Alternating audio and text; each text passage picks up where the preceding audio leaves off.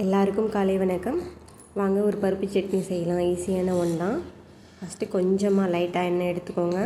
பெரிய வெங்காயம், நீங்கள் சின்ன வெங்காயம் இருந்தால் கூட சின்ன வெங்காயம் போட்டுக்கோங்க. ஒரு 5 பல் பூண்டு, 3 வரமிளகாய் இல்லைனா 2. நான் காரத்துக்கேற்ப எடுத்திருக்கேன். உங்களுக்கு எவ்வளோ தேவையோ அவ்வளோ எடுத்துக்கோங்க. இந்த அளவுக்கு வதக்கிக்கோங்க. லைட்டாக சீரகம் போட்டுக்கோங்க.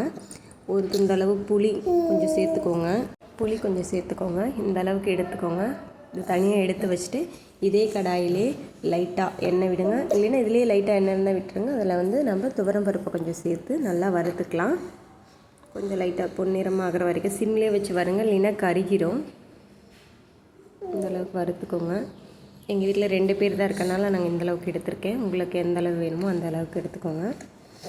நல்லா பொன்னிறமானதும்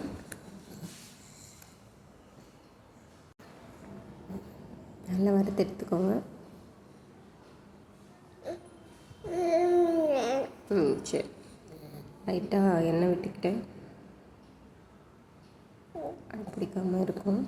இந்தளவுக்கு வறுத்து எடுத்துக்கோங்க. பாருங்கள், லைட்டாக மேலேயே ப்ரௌனிஷாக வரப்போகுது. அவ்வளோதான். கொஞ்சம் 2-3 துண்டு தேங்காய் போட்டு இதையே கொஞ்சம் லைட்டாக ஒரு 2 நிமிஷம் வதக்கிட்டு அதை மிக்ஸி ஜாரில் சேர்த்து நல்லா அரைச்சி எடுத்துக்கோங்க. பேஸ்ட்டாக குறகுறப்பாக ஃபஸ்ட்டு குறகுறப்பாக அரைச்சிட்டு அதுக்கப்புறம் கொஞ்சம் உப்பு சேர்த்துக்கோங்க. உப்பு எப்படி இருக்குதுன்னு பார்த்துட்டு திருப்பி சேர்த்துக்கோங்க. அரைச்சி எடுத்ததுக்கப்புறம் இந்தளவு இருக்கும். இது லைட்டாக தண்ணி ஊற்றி அதுக்கப்புறம் அரைச்சிக்கோங்க. அவ்வளோதான், சட்னி ரெடி.